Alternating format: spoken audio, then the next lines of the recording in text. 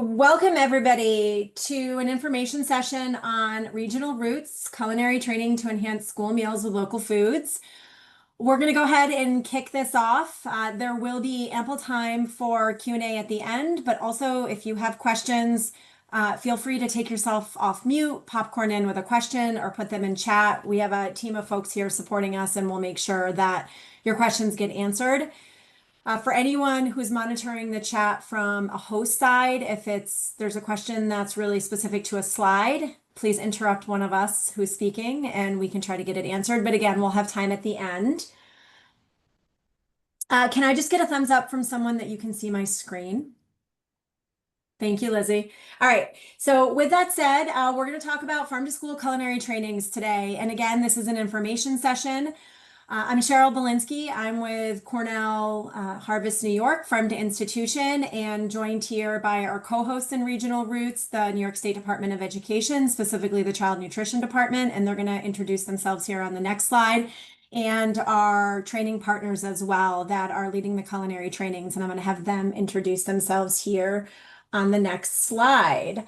I did want to mention that we've been hosting these trainings for about half of the last school year, so the 25 school year as a bit of a pilot, and we're going to be offering more of them going into 25-26. So we have a little bit of experience under our belt in terms of training delivery and such. So we'll be talking a little bit about what to expect from these trainings, how to get involved in them, how to participate, and then roles and responsibilities for all partners.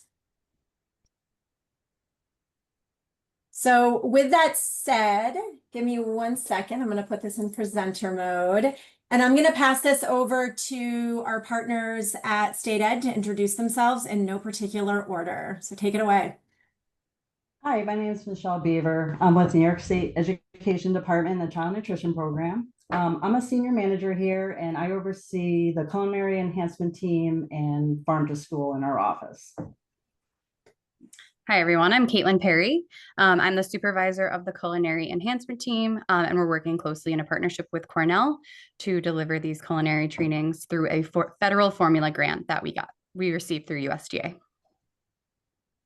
Great. In addition to, oh, I'm sorry, 1 second, Drew. I'm going to stay with State Ed for just 1 second. In addition to our partners in the Child Nutrition Department, we're also partnering with master instructors, so State Ed master instructors. I know some of you are here today, and I'd like to welcome you to introduce yourself in chat. If you're a State Ed master instructor supporting these culinary trainings, and I will pass it over to Drew now. Hello, everyone. My name is Drew. I work with Brigaid, and I've been doing these trainings. Brigaid is partnering with Cornell, and Brigaid is just a collection of chefs that work within government-funded kitchens to bring a very thoughtful, healthy meal to all. I can introduce myself too. I'm Ryan Kennedy. I work for Brigaid as well, Director of Chef Operations.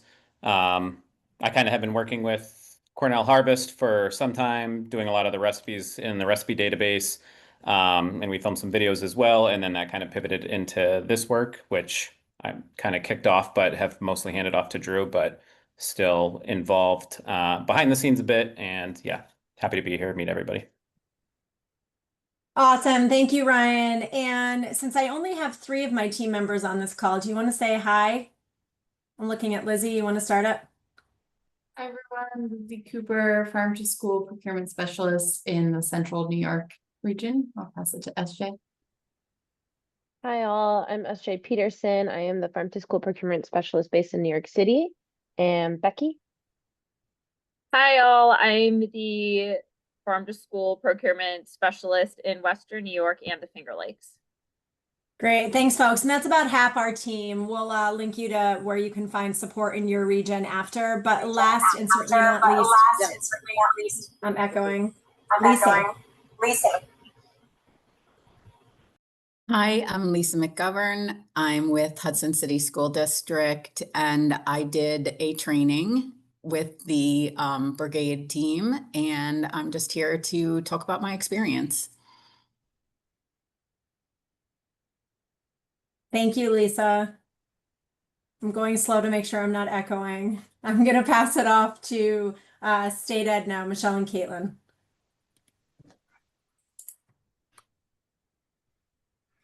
Okay, so before we get into, the information about specifics related to, what the culinary training would look like, we just wanted to quickly go over what the goal of the program is. So as I kind of mentioned in my intro, our office was awarded $2.1 million in federal formula funds, which are to be utilized to increase the capacity for procurement of local food across schools within New York State.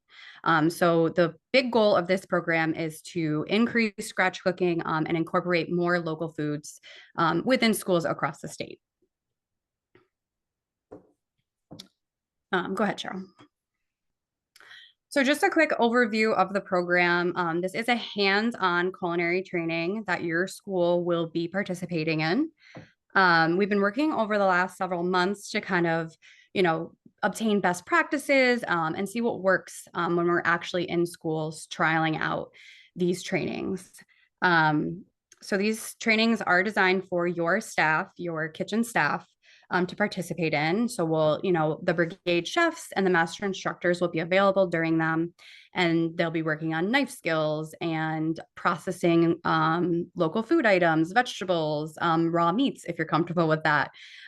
So it is very, very hands-on. These trainings are customizable to your SFA.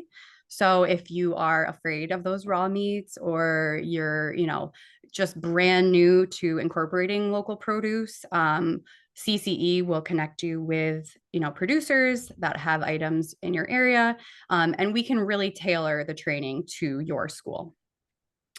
All of these trainings run about 6 hours. So your staff will receive 6 hours of professional training that can be used and will count towards their requirements for USDA. And then again, as we mentioned, the goal of these trainings is local foods. So all of the recipes will go into more detail of where they come from, but they will incorporate several local items that you can get within your region. So our regional route trainers already introduced themselves. We have the Brigade chefs, Ryan and Drew, who are trained chefs who, oversee these trainings. And then we also, each training will have a master instructor from our office. And so what these trainers do will just lead the training. They'll separate all of your employees into groups. They'll kind of go over the basics of the recipes. And they're really just there as a guide, as a resource. They're there to help. So make sure your staff are comfortable asking questions, because they are really, really great at what they do, and they're there for assistance. So throughout the training, make sure your staff are aware of, their expertise, and they're comfortable going to them with questions. The New York State Ed Master Instructors are experienced food service directors that our department pays to assist schools with trainings. So those staff will also be at the training, and again, are there as a resource. So make sure, your staff are comfortable talking to them. Everyone's there to help. Both trainers are available before, during, and after the training for assistance as needed. Go ahead, Sharon. And so as I kind of briefly mentioned earlier, the trainings focus on local foods. So the recipes that will be used in these trainings are sourced from a New York school food cookbook that Cornell had partnered with Brigaid to create. So all of these recipes are child nutrition approved. They've considered all of the meal pattern requirements when they develop these. And again, as I mentioned, there's a big focus on those local ingredients. So what will happen, and we'll go over, in a little more detail later in the information session. So what will happen is you will meet with Brigade, the master instructors in Cornell, and they'll kind of go over some recipes that might work for your school, based on your preferences, based on what's available in your region. And then we'll pull the recipe from the cookbook for your school to implement. Some of the popular favorites that we've seen so far include the kale Caesar salad. There's a bolognese with a local pasta, a chopped cheese sandwich, and New York State roasted broccoli. Go ahead, Cheryl. I think that's all I have for that. And so these trainings are available to schools at no cost to them.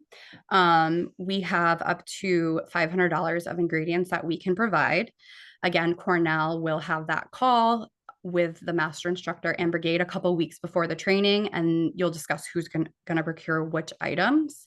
We typically rely on the school to provide things like spices and oils and things that they probably have on hand. But Cornell staff will work with you to procure the local ingredients. And again, that will be provided up to $500 at no cost to your district. One other thing is that we have a small budget for smallwares. When we started implementing these trainings, we realized that there's certain equipment that a school might require in order to successfully execute a recipe. And in order for them to continue to serve this item, they needed, a specific piece of equipment. Some of those items include things like salad spinners for the kale Caesar, an immersion blender for some of the smoothie recipes, or maybe a sauce recipe. And so again, CCE will work with your school if you're selected for the training to determine what smallware that we can provide you with, and what would assist you to continue implementing and serving the recipes for years to come in your school.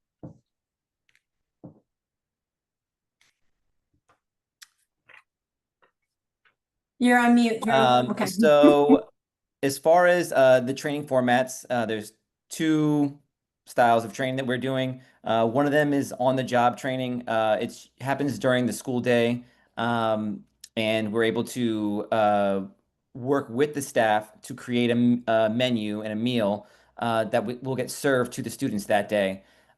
For that, it's usually 2 to 3 recipes. There's 1 or 2 sides that kind of focus around a main entree, and it all kind of will work together that way.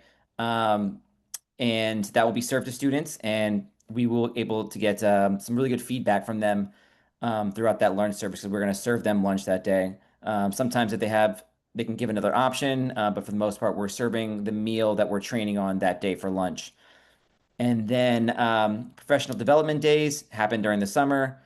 We can do more recipes that day, 4 plus, sometimes 6 to 7. And they don't have to necessarily be one cohesive meal. It can be a number of different sides if that's what you're looking to get training on, or more entrees. It could be maybe you're looking for more breakfast related things. So we can kind of just, whatever you're looking for, do those type of recipes, which will inquire more staff as well, usually from other neighboring schools or even districts can attend. And those dates are a bit limited because during the school year, I think there's not as many closures, but for the summertime, it's usually where you'll see that professional development day. Can I just add something real quick before we move on? The good part about the on-the-job training, obviously, is that it happens within a school day. There's a ton of flexibility in terms of scheduling, for when that can happen. And I would say the other thing is, a lot of times, just in my experience, when we do trainings at professional development, you might get a lot of eye rolls about the possibility that you could actually execute this at scale in a kitchen, given the labor constraints and equipment constraints and all of that sort of stuff. So when we do an on-the-job training and we actually run it for lunch at scale, all of that kind of goes away. You're seeing exactly what it takes in terms of timing and equipment and work and all of that sort of stuff. And then, you see a positive result from the kids as well, typically. So there's a lot of benefits to that, but that scheduling flexibility is huge. And then, yeah, just like Drew said, PD days, we can actually get a ton done because it's a bit more of a controlled environment, and we could talk skills too, and without the scariness of the clock ticking and running out on us. But those dates are really, there's a lot of people, like election day, for example, that's a day lots of places have a PD day, and we just can't be in 7 places at once. So availability for all of that is pretty limited.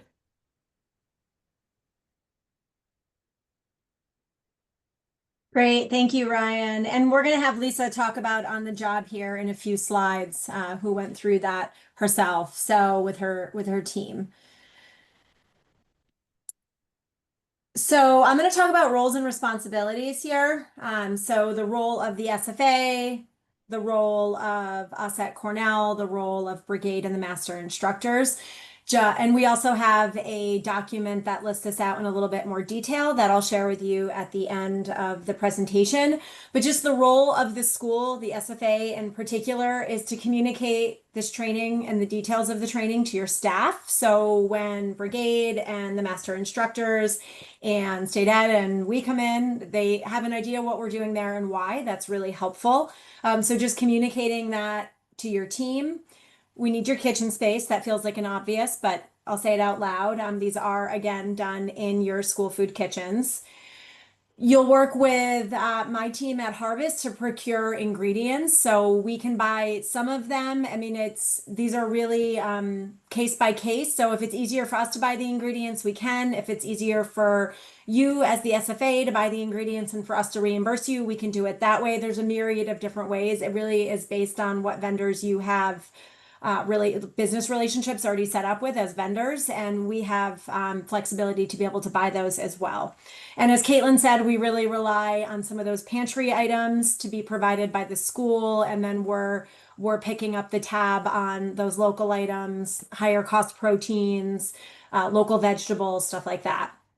And we'll be looking to procure ingredients that are available in your region. We certainly don't want to highlight a recipe for a product that you can't get in your region. So that's the customization piece that comes into play there.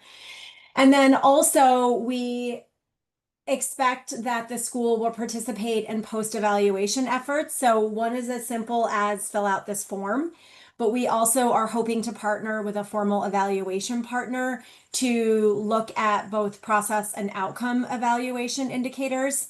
This is a program we're hoping to be able to offer for many years in partnership with the folks here in this room, State Ed and Brigade, but we want to make sure that this training is meaningful for you and also meeting our program goals. And the only way to know that is a rigorous evaluation. So I don't want to scare anyone away with that. The folks that we're working with work with schools across the country, or I should say hoping to work with. But I did want to mention that the evaluation component is very important for us to continue to improve the program and make it the most valuable for all of you. So that's really the role of the school. And then our role, we've kind of gone over this, so I'll go through this slide pretty quickly, but Harvest New York, so you met 3 of the team members here today, but we have 7 across the state. Lots of vacations this week, as you might imagine, so they're not joining us here, but they'll be the point of contact for all partners leading up to this. So again, we've got Brigade, we've got NYS Ed Master Instructors, we've got our partners in State Ed, and there is some communication that has to happen and some advanced planning that has to happen. Usually one formal meeting where we're taking place virtually and then some back and forth email. But the team here at Cornell will help wrangle all of those partners together and make sure that all the information is known and expectations are known as well. Again, I've mentioned a few times that we'll help with the procurement of ingredients and smallwares and then coordinate those evaluation activities so they're as easy for you as possible, but meaningful at the same time. And then Brigade chefs and NYS Ed Master Instructors. Again, I think we've gone over this a little bit, but they are really the ones delivering the hands-on training. So Brigade leading the training, and our NYS Ed Master Instructors being really important support providers in those trainings. And they'll also help with the selection of recipes, and we'll drop a link later to the recipe box so you can take a look at the different items that we have on there. I will say it continues to grow because our friends at Brigade are innovating in real time, and they learn that we have a new New York item they didn't know about, and all of a sudden we have an awesome child nutrition recipe to add to the recipe box. So, and this is open source. Again, we'll drop the link later, but this recipe box is open source and you can use it at will whenever you want to, but we are pulling from this recipe box to execute these recipes during the trainings.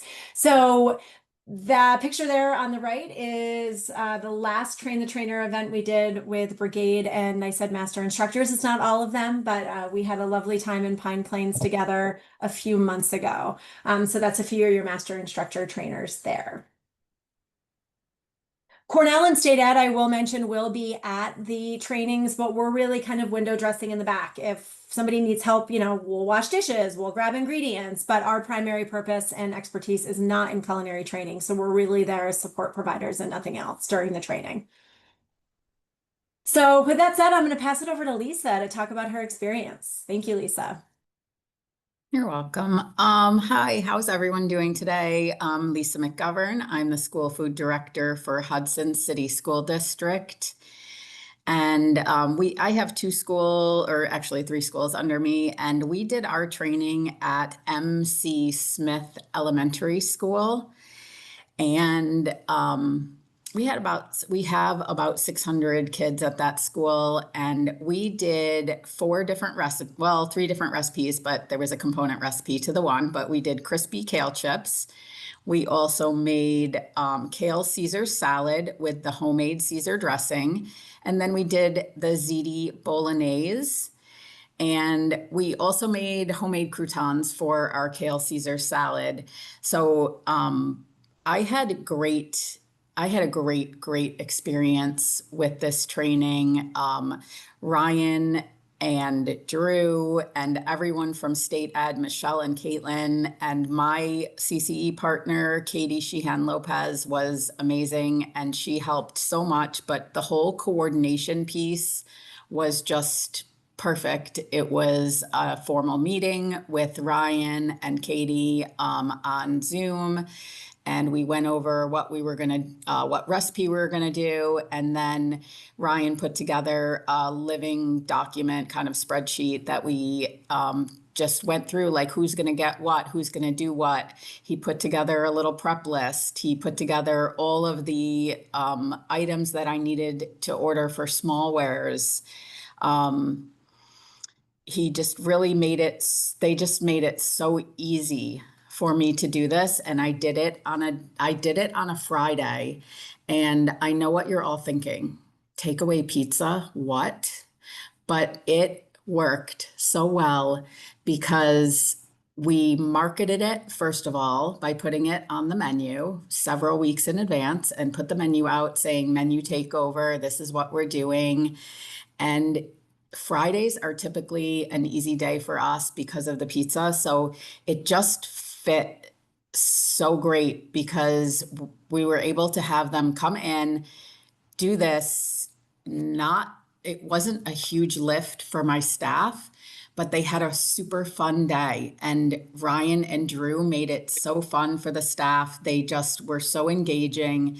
They built up their confidence so much during this training, where beforehand, all of my staff were, very skeptical, obviously, of how are we all going to get this done in a day and serve all of these kids food on time.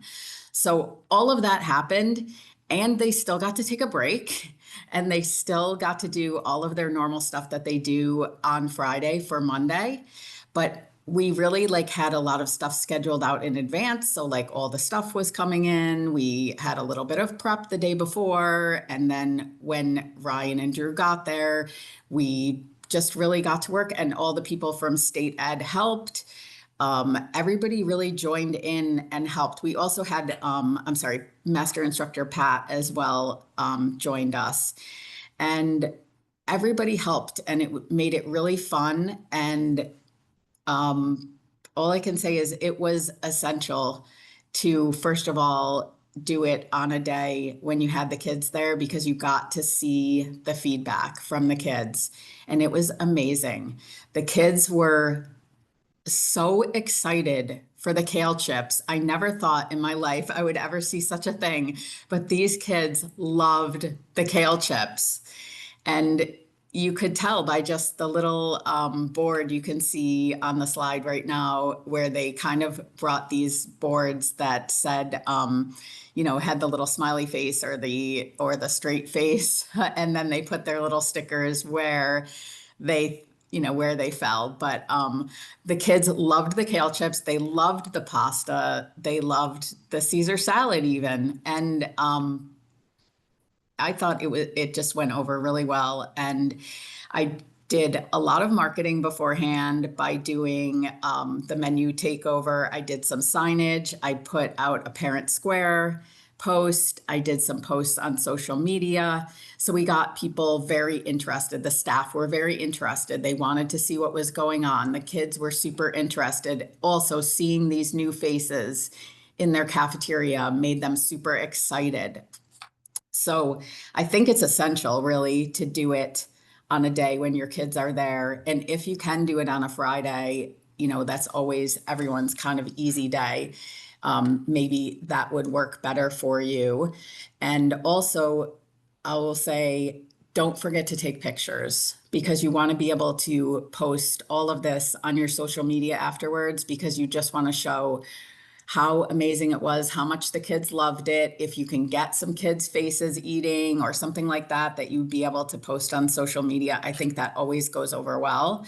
And then some pictures of the survey boards showing the parents that they loved this and that you're doing it, and that you have New York ingredients, and that you're really like putting all of your time and effort into feeding the kids great food. And I just can't say enough about how great everybody was and how easy they made it for us.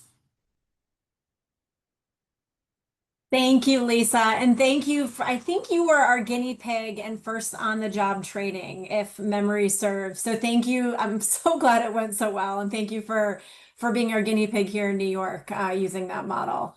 So wonderful. Okay, so now you might be asking how to get involved. So I'm going to walk through some technical things here on the next few slides. They're not going to be as pretty as these slides.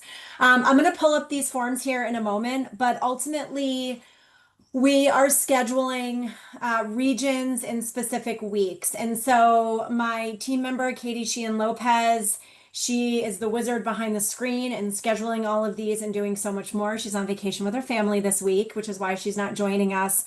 But you will hear a lot from Katie if you're doing a training. She's put a lot of blood, sweat, and tears into organizing these trainings to date and going forward.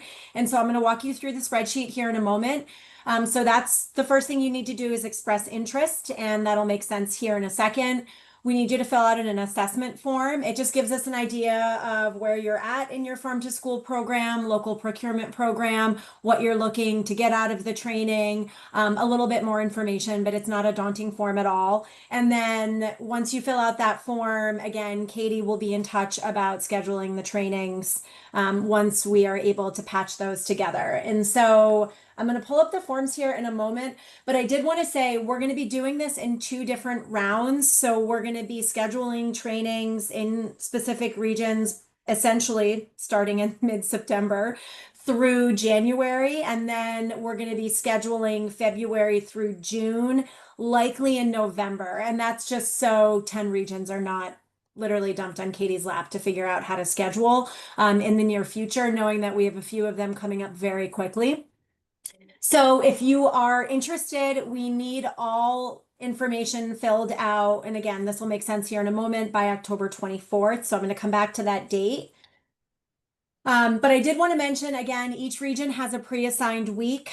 We did this to be most efficient with our trainers' time. So New York is a big state. That feels like an obvious comment, but I think both Drew and Ryan are learning all of the different regions of New York, and there's a lot of drive time between them. So we're really trying to organize Central New York trainings, for example, 1 week. So they're bouncing around Central New York, not bouncing around the whole state. And that allows us to do more trainings that week as well.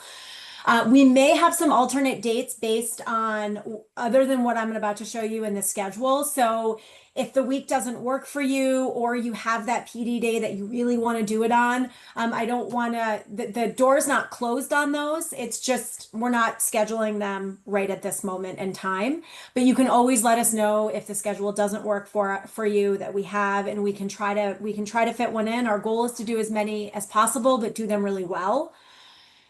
So if the training dates don't work for you, again, it's easy enough to get into contact with us and see if we can get you on a wait list for a PD day. We'll of course do our best to accommodate your request. I do want to mention that adding your name to the form that I'm about to pull up does not guarantee a training, right? Because we may have 5 training days and interest from 25 people. That's a good problem and a bad problem. But we're going to schedule those again, based on first come, first serve, based on the assessment form, and based on geography. So I'm going to stop sharing this screen and just toggle over to this form. SJ, if you could drop actually, I think you're going to drop the link at the end to this. I can't remember if you're doing it now or at the end, but we'll make sure that this is a live document. You can go in real time and start filling it out.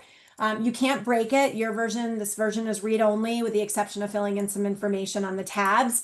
It is self-directed, so you'll see that you find a tab for your region, you add your SFA name, email address, you fill out the assessment form, which is also linked on the next slide, but we'll make sure you have it as well. Again, it doesn't guarantee a training, but it gives you the instructions for how to fill in here. And then we broke the regions up specifically by counties. We used New York State Regional Economic Development Council territories. We just had to pick one, and so that's the one we chose to use. So as you're signing up, just double check that your county is in the right region.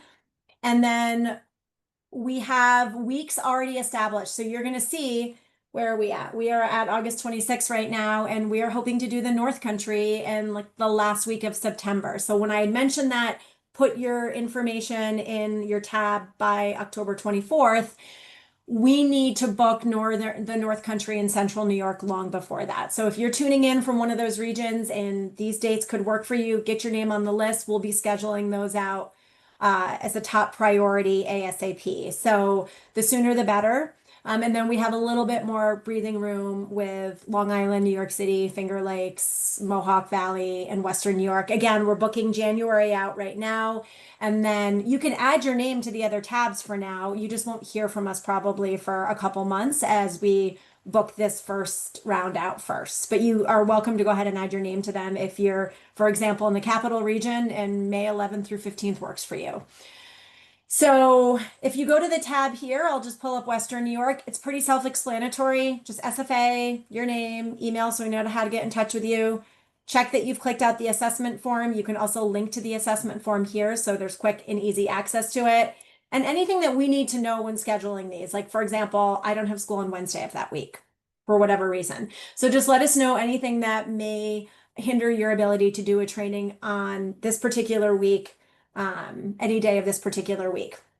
So, and again, these are by region. So pretty self-explanatory, but I did want to walk you through that so you were able to see it.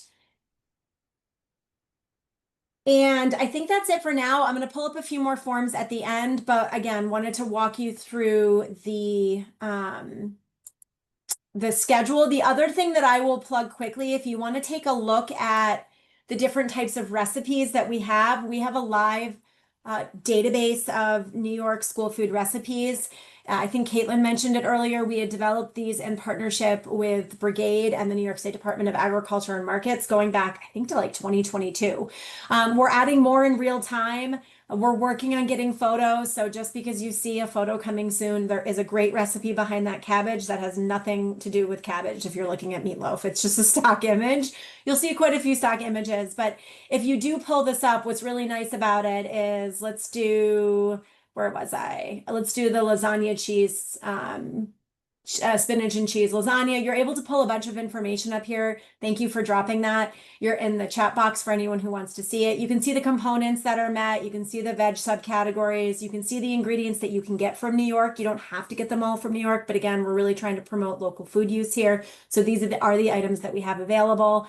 And then you're able to pull up the recipe as well. So you're welcome to use this repository as much and as often as you want, but this is what we'll be pulling from for the culinary trainings. And then just while I'm here, if you're ever wondering where to find those products, you can go to this little README dashboard here, and it'll link to our New York food product database. If you've attended any Harvest New York training in the past, this is probably not something new to you, but we list all known New York food items in this database, and you're able to find something that's available in your region, and you're welcome to use this anytime you want as well. The only thing we don't have in here is a lot of fresh produce because that's really hard to keep up to date.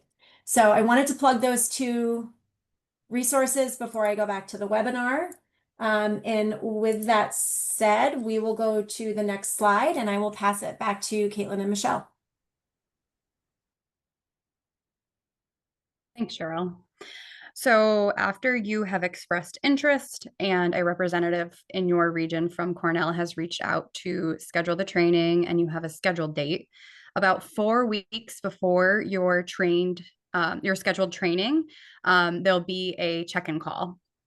On the check-in call will be the representative from Brigaid who will be completing the training, the master instructor who will be there, and then the food service director and any other staff from your district that you think would need to sit in on the call. And this call will just go over logistics of, we've kind of mentioned throughout this that, the school might purchase certain things and then you'll work with CCE to purchase some of the local items.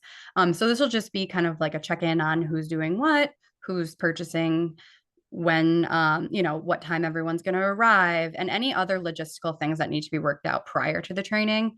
And then this is where, you'll go over the recipes that you're going to use. And Brigaid's really good about working with you to make sure that, like we've mentioned earlier, you're picking a recipe that has items that you can continue to source locally, and you're using something, you're picking something that your staff are comfortable executing. So this call will be where you kind of determine which recipes you're going to make and, next steps and all the logistics for the training. Cheryl? So then during the training, I think we mentioned earlier, it's really important for your staff to kind of be aware of what to expect. A lot of it is going to be hands-on in the kitchen. They might be a little bit out of their comfort zone, but that's what the training is for, is to get them acquainted with processing, different items that maybe they're not used to. So it'll be very hands-on. Staff might be participating in something that they've never done before. So it's definitely important to ensure that they're aware of that so that they can be set up for success for the training. As we mentioned earlier, if you're doing a PD day, we try to do about 4 recipes, but if it's a service day, we do 2 or 3. And again, throughout the process, if you are doing it during the school day, a representative from our office or from Cornell will be out in the cafeteria, discussing with students, getting their feedback, using the taste test boards for them to put their stickers on. And then, as we mentioned earlier as well, during the training, we'll have staff available for dishes. If we ran out of something, we can run to the store. Our staff and Cornell are really, really there, as Cheryl mentioned earlier, to make sure that your staff are able to fully participate in the training. So we're really just there as a resource. And then, as Cheryl kind of briefly mentioned earlier, it's really important that if you participate in one of these trainings, you provide us with feedback. We've, gone out the last couple of months and kind of done sort of a pilot of these trainings. And we really, really want to continue implementing these for several years to come. So your feedback is extremely valuable to us. As Cheryl mentioned, we're really hoping to partner with an evaluation company. So if you do obtain one of these trainings, there is a chance that they will reach out to you directly. They really want to assess the reach of this program. They want to assess the amount of local procurement that occurs through this program. So again, we don't want to discourage you from accepting a training because of this. It's really not anything too intense. We just really, really value your feedback, and we want to make sure that these trainings are effective for your school. Any changes that need to be made, we make. So all feedback is good, and we really, really appreciate any feedback and participating in all of the surveys after the training. Great. So we're just about to wrap up here. I just wanted to share some additional information. So when we send the PowerPoint out, these hyperlinks will be live, but they're not right now. So I'm going to toggle over and show you just more information. We covered a lot today. And again, we're going to share this recording out and the slides, but there's a little bit more information on the program. So we've got a regional roots 1-pager and FAQ. We've got roles and responsibilities that are just a little bit more detailed than we covered here today. The New York School Food recipes again, and then the Culinary Training interest form, or we've been calling it the assessment form. And SJ is going to drop those in chat. So if you're eager to sign up or dig in more, you can do that in real time. But I also will just toggle over to these quickly. So again, I mentioned the scheduling. I already talked about the cookbook, but we have a 1-pager. If this is something that you might need to show a supervisor or somebody else in your district, we've gotten a request for this in the past. So we just decided, let's put a 1-pager or 2-pager or 4-pager together here. So feel free to take a look at this, but there's a lot more detail in here. We also have more information on roles and responsibilities, a bit more than we talked about here today. This is the assessment form. And again, SJ should be dropping these. You'll see a lot of links coming through chat, but this is the assessment form. It's not too burdensome. Again, it just lets us get an idea of where you're at and what you're looking for to make sure you're a great fit for the training. And that's it. So with that said, we can go to any questions that you may have for us. And we're a small group. So again, feel free if you've got a question, somebody else might be interested in the answer, take yourself off mute and feel free to ask.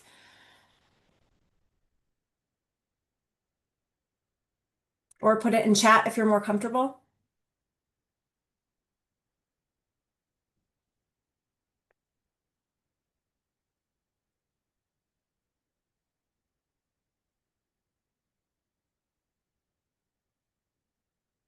And if we don't have any, it sounds like we covered everything and we could also wrap early, but we'll hang here for a few minutes.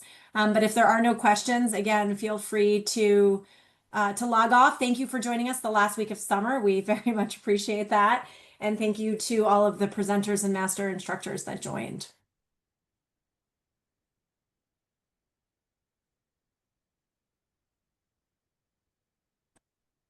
Have you worked with BOCES or just individual schools? So Lisa, do you want to take that one? Yeah. Personally, I'm Never sorry. mind. I work We for have, BOCES. sorry. Yeah. Yeah. What's that? What's that, Lisa? I do work for BOCES, Yeah. Shared Food Service Division out of Cap Region BOCES. Yeah, that's why I was tapping you, Lisa. So yes, the answer is yes, we've worked with BOCES. Didn't mean to put you on the spot, Lisa. We can work with an individual SFA that's component to your BOCES if it makes sense and there's there's just a bunch of small schools and we could get a couple together. We've done that before too. But the quick answer is yes, we are happy to work with BOCES and want to work with BOCES. Do you typically cap the total number of staff? Yeah, Ryan or Drew, do you want to take the number of staff that you know works well? Yeah, I think it depends generally, like if it's a PD day or not. PD days, it's a little bit easier, but generally we're trying to have like a max of like 10 to 12 people per like trainer. Just especially during a regular school day, it's like really hard to corral more than that and kind of keep people engaged. In a PD day, I would say that number could stretch a little bit, especially, with a master instructor there, you could probably do somewhere between, like 15-ish and maybe stretch it a little bit more. Again, it all happens in a kitchen, so like we also need kitchen space for everyone as well, and like table space and things like that. But generally, as like a rule of thumb, we try to kind of keep it in that like 10 to 12 range per trainer.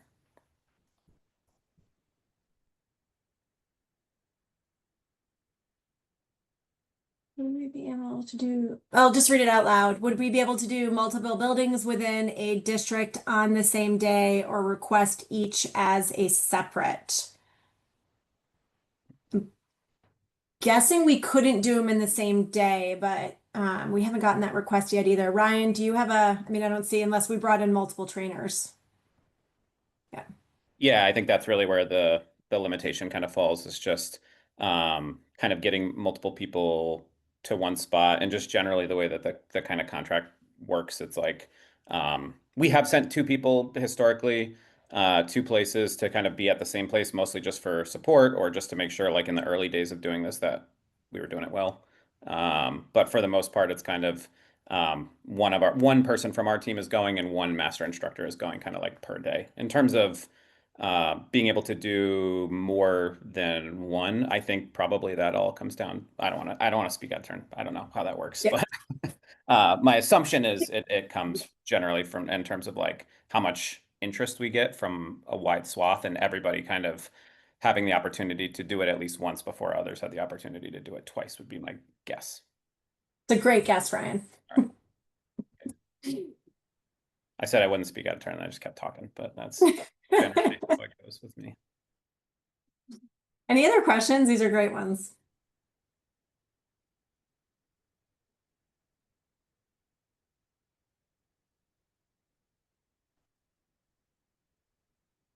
Sounds like none. So thank you all.